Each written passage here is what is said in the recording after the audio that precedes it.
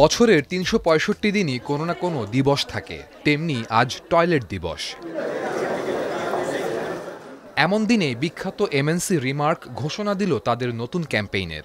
Superstar Shakib Khan সহ দেশের বিনোদন জগতের এক ঝাঁক তারকার উপস্থিতিতে নতুন এই কার্যক্রমের উদ্বোধন করা হয়, যেখানে এমন উদ্যোগ নিয়ে প্রশংসার পাশাপাশি তারকারা তুলে ধরেন টয়লেট নিয়ে তাদের নানান অভিজ্ঞতা। টাইলক্স একটা খুব সুন্দর উদ্যোগ নিয়েছে, যেটা আমার মন থেকে মনে হচ্ছে আমাদের সবার একসাথে অ্যাপ্রিসিয়েট করা দরকার। এই বন্যা দুর্গত যারা আছেন এবং যারা সুবিধা বঞ্চিত আছেন তাদের জন্য টয়লেট নির্মাণে সাহায্য করতে যাচ্ছে টাইলক্স। আমরা প্রতিটা টাইলক্সের আমরা যদি পারচেস করে থাকি এবং তার থেকে 10 টাকা চলে যাবে সেই ক্ষতিগ্রস্ত মানুষদের জন্য। যে কোনো শুটিংয়ে যাওয়ার সময় কিংবা যাওয়ার পর আমরা তো অনেক পানি খাই হাইড্রেট থাকার জন্য। সো এই টয়লেটটা খোঁজার জন্য আমরা অনেক দূর দূরান্তে চলে যাই এবং পাইও না। আমরা যখন কাজ করেছি সকালবেলা ওয়াশরুমে যেতাম বাসা থেকে এবং রাতেবেলা বাসায় গিয়ে ওয়াশরুম ইউজ করতাম। শুটিং হাউসগুলোর এত খারাপ অবস্থা।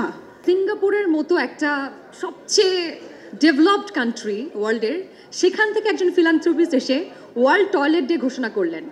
দ্যাট মিনস আজকে আমরা ওয়েস্টিনে বসেও বাংলাদেশের প্রত্যন্ত অঞ্চলে বন্যা দুর্গত থেকে শুরু করে যারা পরিষ্কার পরিচ্ছন্ন শৌচালয় ব্যবহার করতে পারছেন না তাদের কথা চিন্তা করছি। আসলে একটা ব্র্যান্ড কিভাবে মানুষের জন্য কাজ করতে পারে, এবং ব্র্যান্ড শুধু প্রোডাক্টই বিক্রি করে না, মানুষের জন্য ভালোবাসাও বিক্রি করে। চিটাগং রোডে কয়টা ভালো টয়লেট আছে বা গাজীপুর রোডে কয়টা ভালো টয়লেট আছে আমি হিসাব দিতে পারবো।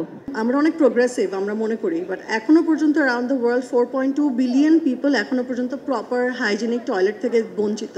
বাংলাদেশে প্রতি বছর অন্তত 2000 শিশু মারা যায় ডায়রিয়া এবং অপরিষ্কার টয়লেটের কারণে, যেটা খুবই দুঃখজনক। এন্টায়ার ওয়ার্ল্ডের সবচেয়ে উন্নত প্রযুক্তিতে দেশের সর্ববৃহৎ অত্যাধুনিক এবং আমাদের নিজস্ব প্ল্যান্টে রিমার্ক হার্লেনের কারখানা অঞ্চলে পরিবেশ বান্ধব উপায়ে কিন্তু টাইলক্সের সমস্ত পণ্য তৈরি হচ্ছে।